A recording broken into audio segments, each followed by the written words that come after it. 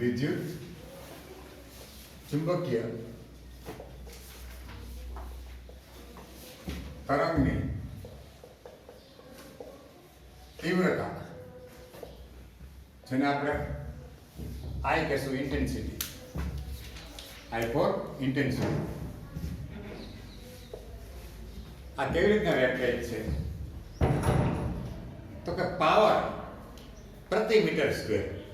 Power વિદ્યુત ચુંબકીય power, અને પાવર એટલે ઉર્જા પ્રતિ સેકન્ડ. એવું થયું કે નહીં?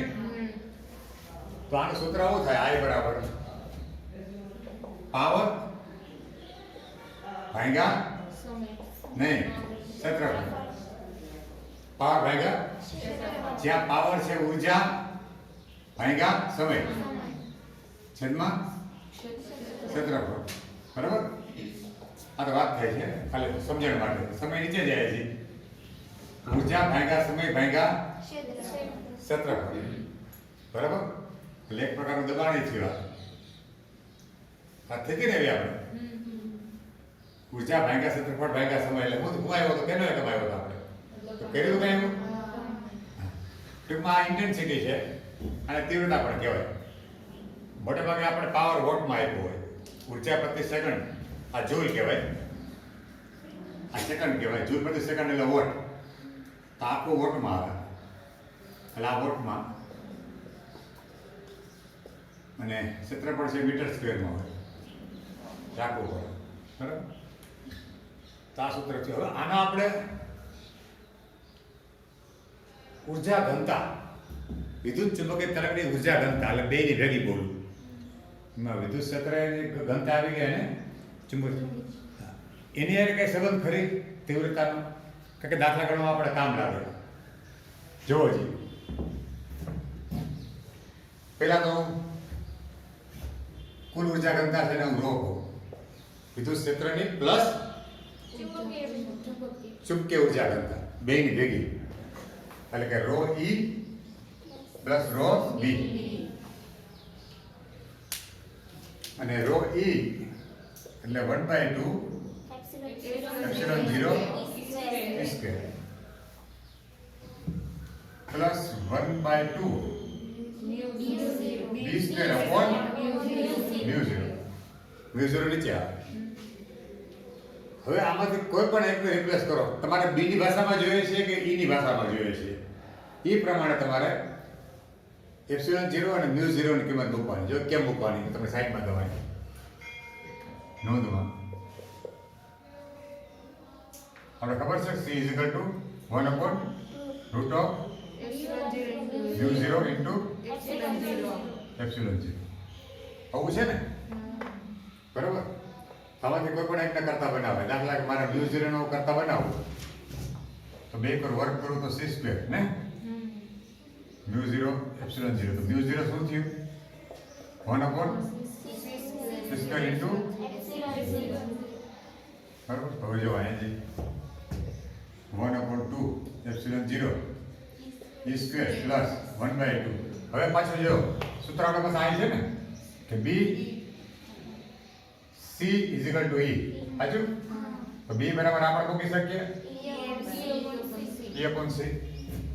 તો બેને રિપ્લેસ કરશો આપણે. b એટલે e/c એટલે e નો સ્ક્વેર છેદમાં c નો સ્ક્વેર. પછી મ્યુ 0. મ્યુ 0 લારી 1/c² એપ્સિલોન 0. જો જાગ્યા તો 1/2 એપ્સિલોન 0 c² પ્લસ છેદમાં છેદ ઉપર જાય. આનો મતલબ એવું થયો કે આ બે ઉર્જા સમાન છે કે નહીં? જોવો છે આ સાદુરૂપ કોનું આવ્યું? આનું જ આવ્યું કે નહીં? જો આના જેવું જ આવ્યું કે નહીં? મતલબ બેની આ ઉર્જા ઘનતામાં ફાળો બેનો સમાન રીતે છે. સમાન ઉર્જા બેની છે, અડધી અડધી હાફ હાફ. જે ઉર્જા કુલ હોય હાફ હાફ છે બેમાં. હવે બેનો સરવાળો કરવા તો અડધું વત્તા અડધું આપું.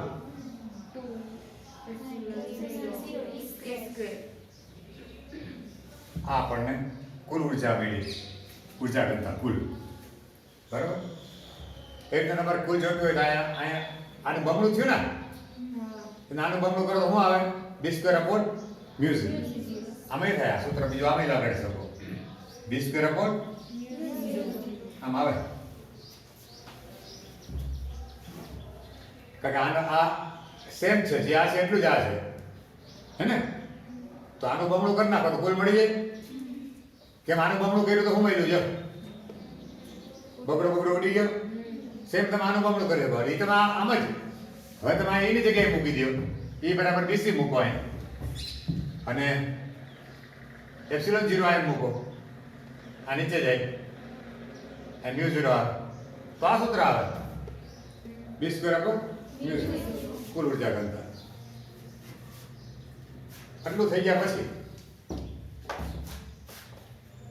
હવે જો આ મેં તમને કીધું એમ આ શું આવ્યું? ઉર્જા ભાગ્યા ક્ષેત્રફળ એટલે એરિયા. ઓકે, ગુણ્યા સમય. સમય અંશ તો છેદ ક્યાં જાય? છેદમાં. સમય એટલે ટી. સમય ઉર્જા એટલે યુ. ઉર્જાને શું કહું? યુ. એમ રાખો તો વાંધો આપણે સમજવું છે ખાલી. તો ઉર્જા હવે અહીં નીચે આ એરિયા છે. એરિયાને મીટર સ્ક્વેર કહેવાય. આ મીટર સ્ક્વેર ગુણ્યા સેકન્ડ. બરાબર? આ મીટર સ્ક્વેર ગુણ્યા સેકન્ડ. હવે હું મીટર વડે ઉપર ગુણું, મીટર વડે નીચે ગુણું. હાજી વાત? કાંઈ વાંધો કાંઈ? મીટર વડે ઉપર ગુણ્યા મીટર વડે ક્ષેત્રફળ એટલે મીટર સ્ક્વેર. અને આ સેકન્ડ સમય એ છે જ આજે એમને. મેં મીટર વડે ઉપર ગુણ્યા મીટર વડે નીચે ગુણ્યા. ઉડી જાય એમને કાંઈ ફેર ન પડે. તો સમજાવવા માટે વાત છે. હવે જો મીટર સ્ક્વેર ગુણ્યા મીટર એટલે મીટર ઘન થાય. તો ઉર્જા ભાગ્યા મીટર ઘન એટલે ઉર્જા ઘનતા થઈ કે નહીં? જૂલ પ્રતિ મીટર ક્યુબ શું થયું? આ એક થયું ને, આ ઉર્જા ઘનતા જ છે, જૂલ પ્રતિ મીટર ક્યુબ. તો આ જૂલમાં મીટર સ્ક્વેર મીટર, તો ઉર્જા ઘનતા થઈ ગઈ. અને મીટર પ્રતિ સેકન્ડ એટલે વેગ થયો કે નહીં? જો આ મીટર પ્રતિ સેકન્ડ શું થયું? તો મિત્રો આ બરાબર I બરાબર ρ ઇન્ટુ c. આ સૂત્ર થયું કે નહીં? I બરાબર ρ ઇન્ટુ c. આ પણ સૂત્ર થયું. તીવ્રતા બરાબર ઉર્જા ઘનતા ગુણ્યા પ્રકાશનો વેગ. બરાબર છે? આનો ઉપયોગ થાય છે એટલે મેં તમને આ કરાવ્યું. તો બરાબર લખી લ્યો ને, તો દાખલામાં જાય આપણે. અને આને પર દાખલા પૂછાય તમારે નીટમાં, ગુજકેટમાં, જીમાં.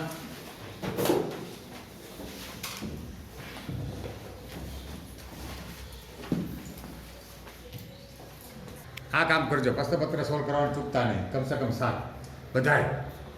હો એટલે આરામથી નીકળી જવાય. પાસ તો થઈ જાય 50% ઉપર આવે.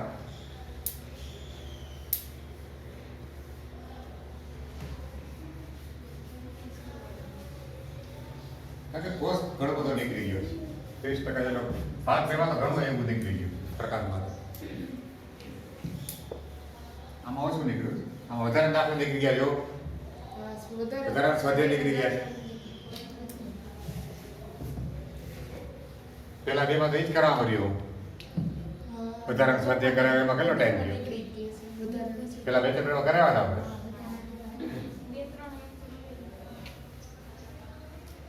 વધારે સ્વાધ્યાય નીકળી જ ગયો છે બધાય ચેપ્ટરમાં. હા, ઉદાહરણ 8.4. હા, 18 વોટ પ્રતિ સેન્ટીમીટર સ્ક્વેર. તો પાવર આપ્યો તમને P. પણ પાવરમાં મિસ્ટેક ન કરવી. પાવરનો P અને વેગમાનમાં બે ફરક સમજો. ખ્યાલ આવ્યો? વેગમાનનો સ્મોલ p અને પાવરનો કેપિટલ P લખવો હોય તો પાવર લખો ખાલી.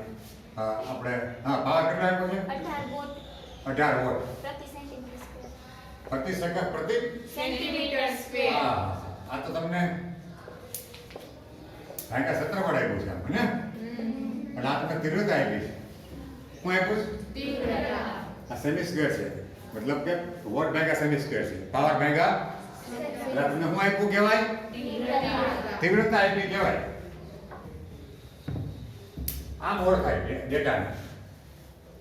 દાખલામાં પેલા ડેટા ઓળખી લેવાય શું શું આપ્યું છે અને એનું લિસ્ટ કરી લેવાય. આપેલ છે કે આમ આમ આમ આમ કુલ આમ માથા કરવું ન પડે. વર્ણનમાં વધારે પડતા વર્ણનમાં નહીં. રાશિનું નામ લખાય, ગણતરી સૂત્ર મુકાય, ગણતરી કરાય, જવાબ લઈ આવે ને એકમ લખાય. આટલું કરાય. પારિમાણિક સૂત્ર માગ્યું હોય તો દેવાય, નકર વધારે આપણે ઉપર શરૂ થઈને એવું ન કરાય. કાંઈક ખોટું પડે હાથે કરીને ખોટી માહિતી દેવી ને, માગ્યું હોય તો દેવાય ને. આટલું જ હોય દાખલામાં. શું હોય? ડેટા આ આપ્યું છે, આ પૂછ્યું છે, સૂત્ર રાશિ માટેનું સૂત્ર, ગણતરી, જવાબ ને એકમ, પૂરા માર્ક. હા, તમને આ રીતે આપ્યું છે, આ આપ્યું છે. હા, જેટલું ઉર્જા ફ્લક્સ ધરાવતો પ્રકાશ એક અપરાવર્તનીય સપાટી પર લંબરૂપે આપાત થાય છે. બરાબર. જો આ સપાટીનું ક્ષેત્રફળ 20 સેન્ટીમીટર સ્ક્વેર હોય તો હા, 30 મિનિટ જેટલા સમયગાળા માટે સપાટી પર લાગતું સરેરાશ બળ શોધો.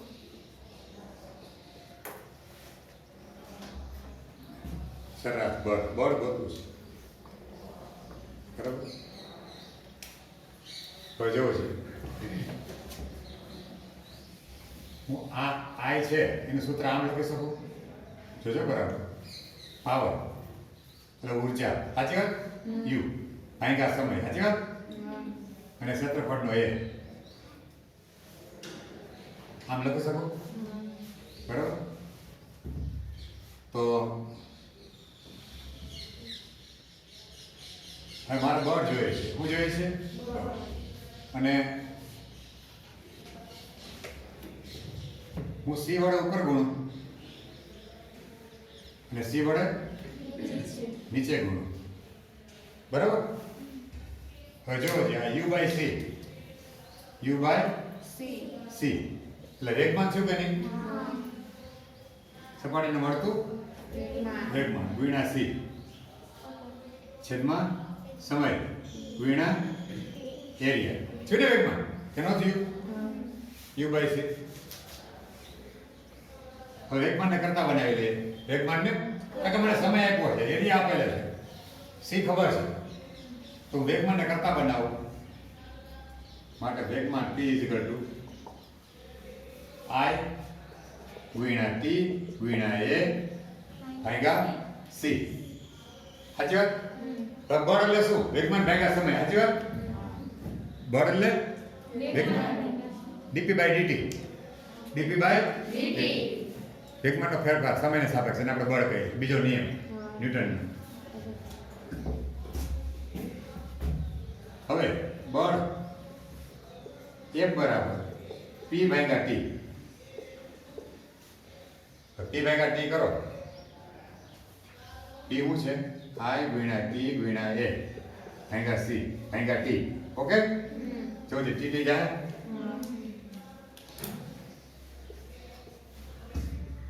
તો શું આવ્યું? I into A upon C.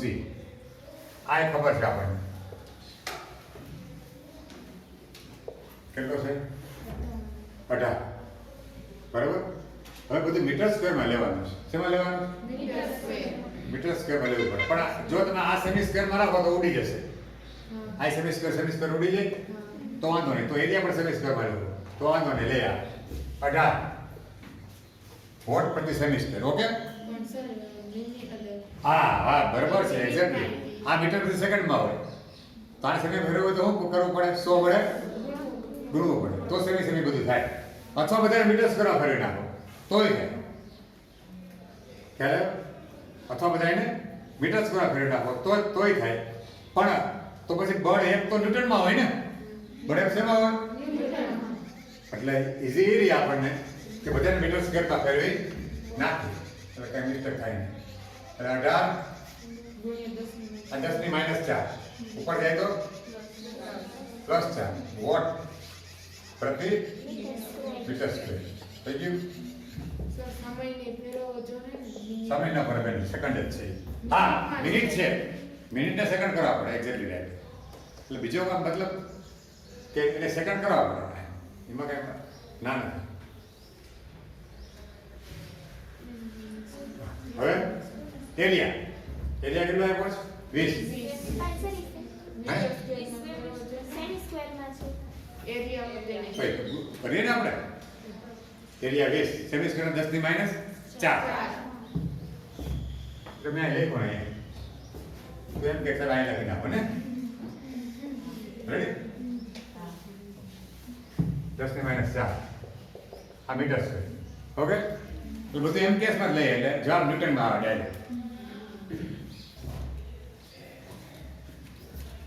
પછી સી 3 ગુણ્યા 10 ની 8 આ જવાબ આવો છે આપણો 120 ન્યૂટનમાં આને ગણતરી કરી હા તો આવે છે 120 10 ની માઈનસ 8 4 ના બરાબર 10 ની માઈનસ 8 ચાલો હવે આવે ને જવાબ પોઈન્ટ આપો તો થાય છે 2 પોઈન્ટ આવી લેવો તો 10 ની માઈનસ 6 તો આવો જવાબ આપણે બળ મેળવ્યો હવે પાછું મેં કઈ પ્રશ્ન પૂછ્યો છે એટલે કઈ ગણતરી પછી જો સપાટી સંપૂર્ણ પરાવર્તક હોય તો કેવી રીતે તમારું પરિણામ સુધારશો?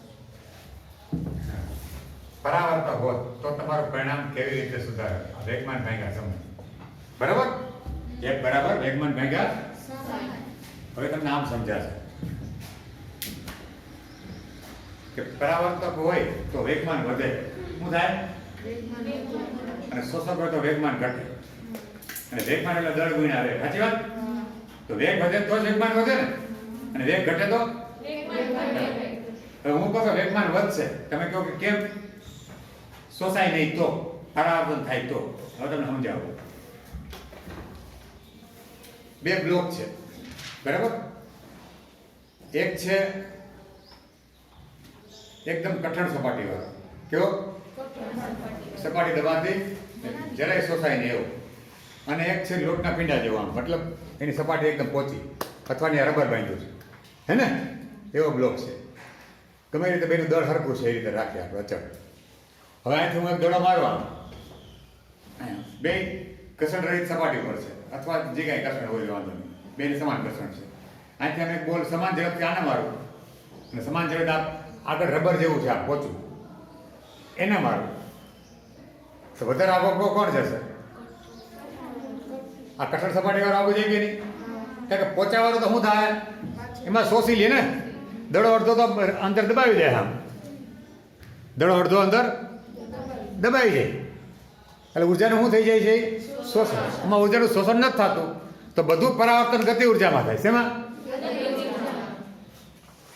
આનું શું થયું આના આકાર આની ઉર્જા મેં સમાન ગતિ ઉર્જા બે સમાન ગતિ ઉર્જા આને માર્યું ને આને માર્યું તો બે આમાં ગતિ ઉર્જા શું થઈ ખબર એનો આકાર બદલામાં વહી ગઈ ક્યાં ગઈ થોડું દબાઈ ગયું અંદર આ પોચો ભાગ હતો આગળનો અંદર દબાઈ ગયો લોટનો પીંડો હોય કે ગારાનો પીંડો હોય નરમ ગમે એ હોય એનો આકાર બદલામાં વહી ગઈ ઉર્જા અને અમુક ઉર્જા ગતિ ઉર્જામાં ગઈ એટલે વેગ ઘટ્યો કે નહીં આમાં આકાર જરાય બદલાય નહીં આકાર જરાય બદલાય નહીં આકારમાં કાંઈ ફેરફાર નથી તો મારી બધી ઉર્જા ક્યાં ગઈ ગતિ ઉર્જા ક્યાં ગઈ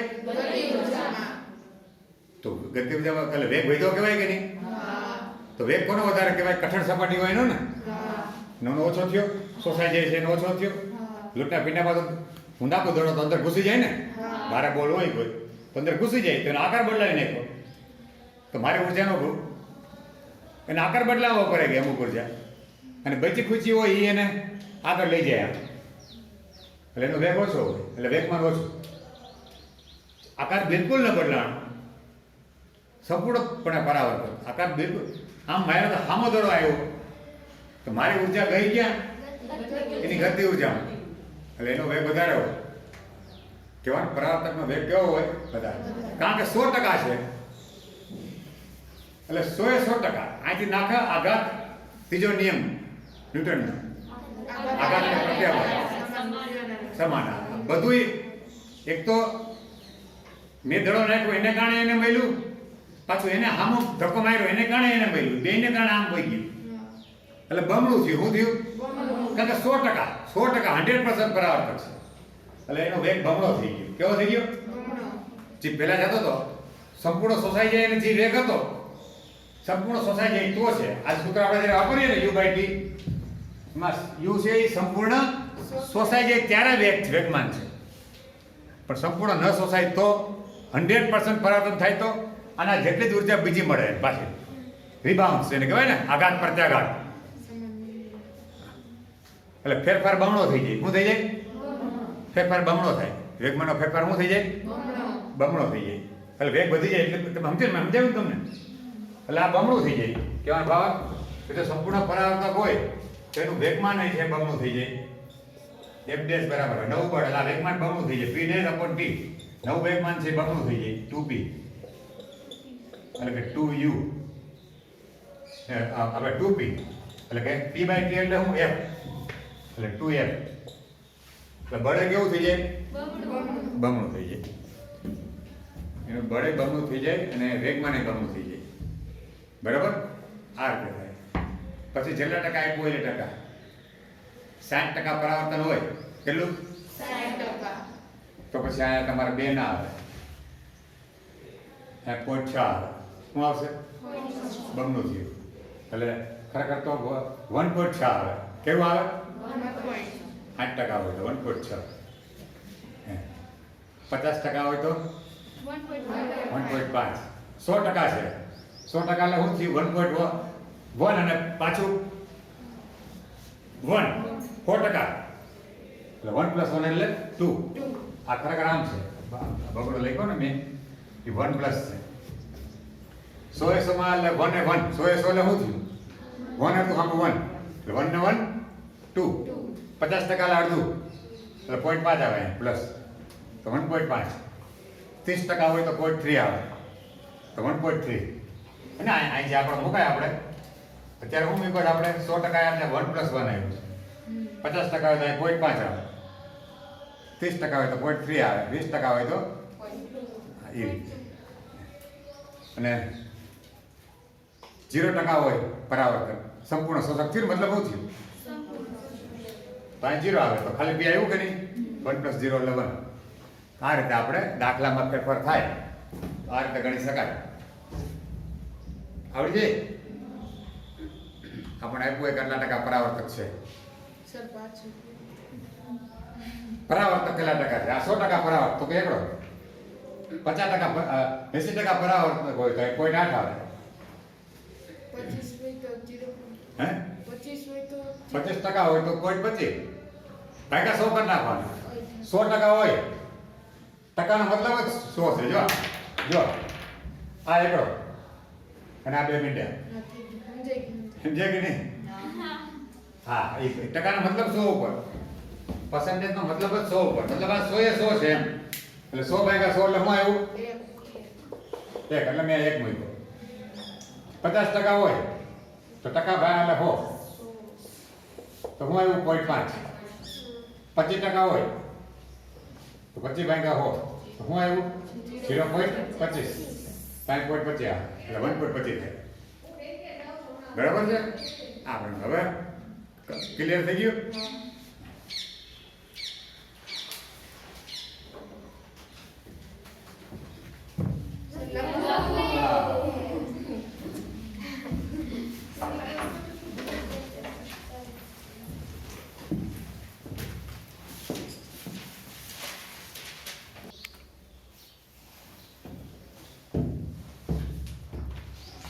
વોટના બલ્બમાંથી પાવર બરાબર 100.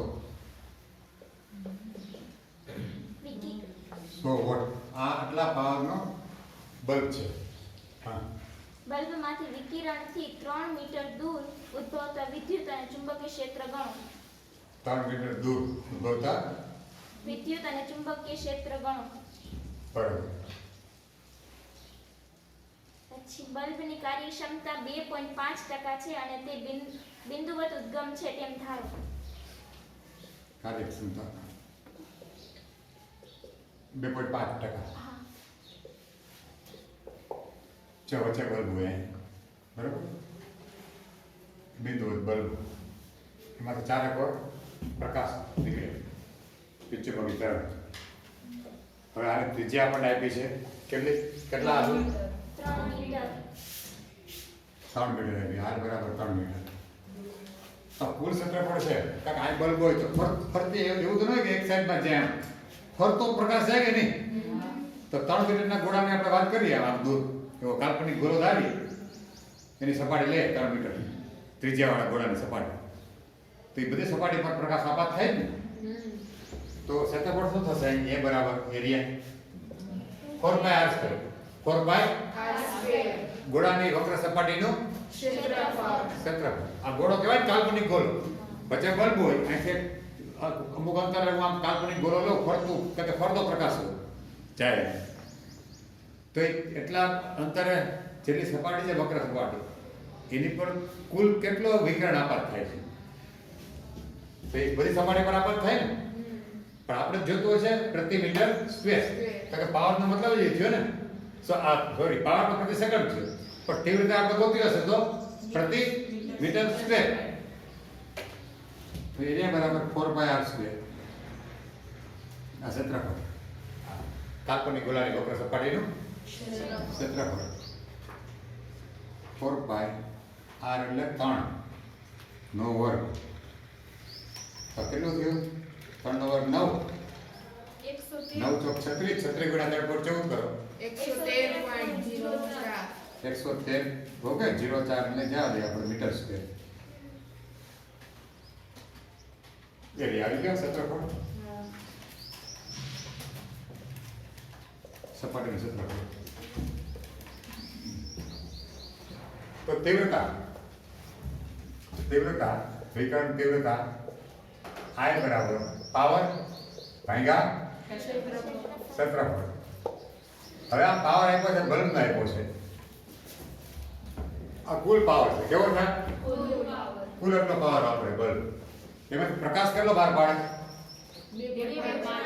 આપણે તો વિકર્ણ મતલબ છે ને 4% પ્રતિ સેકન્ડ 100 જૂલ વાપરે છે એમાંથી 2.5 જૂલ જ આપણે પ્રકાશમાં આવે પ્રકાશ રૂપે બાકીની જૂલ છે ક્યાં જાય બધી ગરમી સ્વરૂપે ક્યાં ગરમી સ્વરૂપે બીજા ખ્યાલ ઇન્ફ્રારેડ થર્મો નીકળતા હોય એમાં વપરાય જાય ગરમ વધારે થાય પ્રકાશ તો થોડોક જ મળે છે પહેલાં જે લેમ્પ આવતા ને પીળા કલરના વચ્ચે ફિલામેન્ટ હોય હે ને એને ઇન્કડેસન્ટ લેમ્પ કહે તો એમાં તો બાકીનું તો ગરમ જ ગરમીમાં વહી જાય આપણે તો આટલા ટકા જ મળે આવું 2.5% એટલે છે ને બિલ વધારે આવતા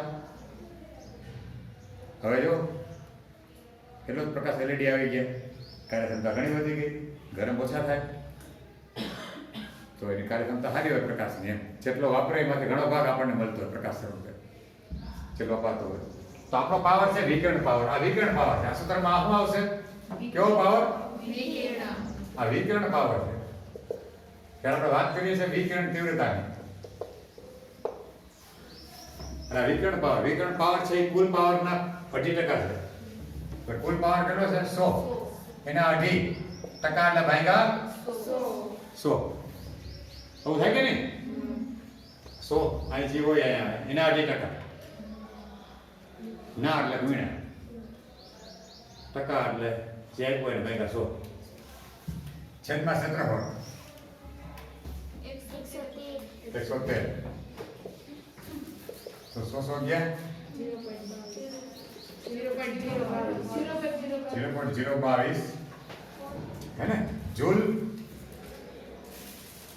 प्रति मीटर स्क्वेर प्रति सेकंड એવું આવશે ને જૂલ પ્રતિ સેકન્ડ એટલે વોટ પ્રતિ મીટર સ્ક્વેર તીવ્રતા પાવર ભાગ્યા ક્ષેત્રફળ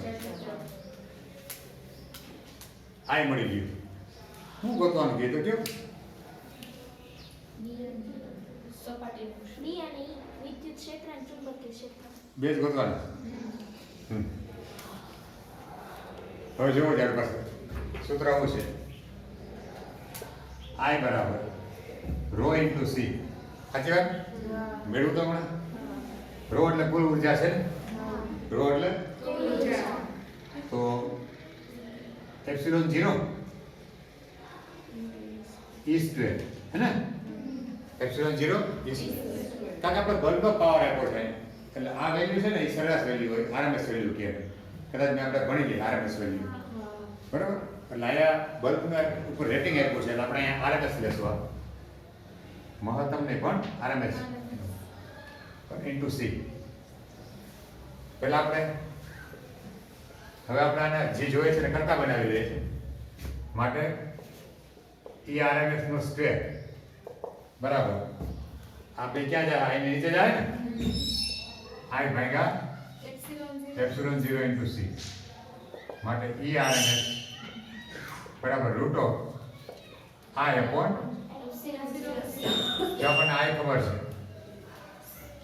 0.022 હે ને એપ્સિલોન 0 પણ ખબર છે ને 8.85 10 ની -12 અને સી 3 ગુણ્યા 10 ની 8. હવે તો પછી કરજો કાંઈ વાંધો નહીં હોમવર્કમાં કરી લેજો તે વાંધો નહીં. આનો હિસાબ કિતાબ કરશો એટલે આ જવાબ આવશે વોલ્ટ પ્રતિ મીટર અથવા ન્યૂટન પ્રતિ કુલમ. બરાબર આનું RMS મૂલ્ય મળ્યું. હવે તમને મહત્તમ મૂલ્ય કહે ને મહત્તમ મૂલ્ય કહે તો એનું આપણે સૂત્ર આવું છે ખબર હોય તો ERMS જે મહત્તમ કોઈ પણ RMS એટલે મહત્તમ ભાગ્યા √2 મહત્તમ ભાગ્યા તો મહત્તમ એટલે E0 કમ વિસ્તાર ઓકે ભાગ્યા √2. તો તમારે કમ વિસ્તાર કીધું હોય ગોતવાનું વિદ્યુત ક્ષેત્રનું તો આને કરતા બનાવવાનું અને √2 ગુણ્યા ERMS. તો આ જે આવે ને કિંમત અહીં એને ગુણ્યા √2 કરી નાખો તો તમને શું મળશે મહત્તમ મૂલ્ય. સેમ હવે બી આપણે બી ગોતવું ને હવે આપણે સૂત્ર છે હવે BRMS B into C બરાબર E સાચી વાત આ સૂત્ર છે કે નહીં માટે B RMS શું થશે ERMS upon C. હવે જો ERMS આપણને અહીં મળી ગયું હતું ભાગ્યા C પ્રકાશનો એટલે BRMS મળી ગયું. સેમ પાછા નિયમ મુજબ B0 ગોતવું હોય તો કમ્પ્લીટ √2 ગુણ્યા BRMS પૂરું દાખલો ને મારા ખ્યાલ મુજબ. હવે કઈ માંગ્યું આ રીતે તો જેટલા અંતરે બલ્બ આપ્યો હોય ને બલ્બથી એને પેલા તમારે ક્ષેત્રફળ ગોતી લેવાનું. ક્ષેત્રફળ ગોતી લેવો એટલે પાવર આપ્યો હોય પાવર ભાગ્યા ક્ષેત્રફળ કરશો એટલે તીવ્રતા મળી જાય આઈ અને આઈ મળી જાય પછી I into row into C આવું સૂત્ર લાગી જાય રો બરાબર પછી બે દાખલા લગાડો બે ત્રણ વાંધો ના આવે બોલો તમારે કદાચ આપ્યા હોય પ્રેક્ટિસમાં કેમાં દર્પણમાં પૂછાય આમાંથી આવશે ચલું છે ચાલો ધન્યવાદ. હવે આગળ લેવું નથી કાંઈ